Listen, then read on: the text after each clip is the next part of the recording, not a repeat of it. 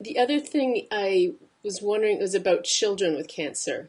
How do Hmm. parents decide, and how do they deal with that feeling of did I contribute?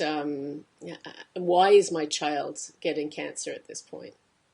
Okay, one of the fallouts of this whole movement of believing that we create our reality is also judging ourselves when we believe we have created a reality that we don't like, and we really judge ourselves. And if it's something to do with our children, then we feel guilty about it, and we feel, did we create it and everything?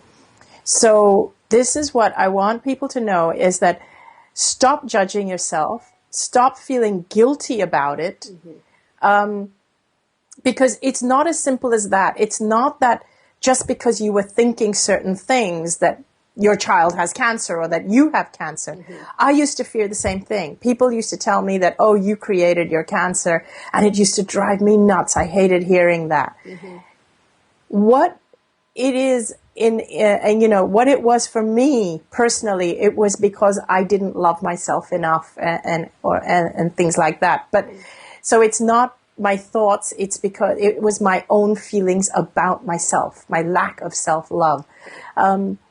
If you have a child who has cancer, the first thing I would ask you is, please do not feel it is your fault. Please do not feel guilty about it. Please do not fear that it's your thoughts that created it. Just stop. Stop thinking. And the first thing you need to do is just to keep assuring your child that whatever is happening, you love them unconditionally. Nothing that's going on is their fault. It's a good idea maybe to look around at emotional things that are happening in your life. Maybe there's an issue with the child's parents. That means you and your partner. Maybe there's an issue that the child has absorbed and taken personally. So it's important to make sure the child knows that it's not their fault. Anything that's going on is not their fault. So keep making sure you raise the child's self-esteem. I also suggest doing things like healing meditations with the child, visualization, lots of creative visualization. But all the way through, you must assure the child it's not their fault.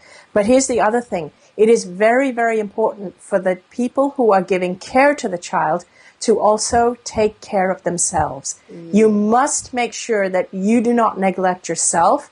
You continue to find your joy, because your child will pick up on what you are feeling. If you are feeling fear, guilt, drained, you're just contributing that. So you have to continue to uplift yourself, take care of yourself. Don't feel guilty. Know that it's not your fault, and just continue to give joy to the child. Right. Okay. That's great. That's a great piece of advice.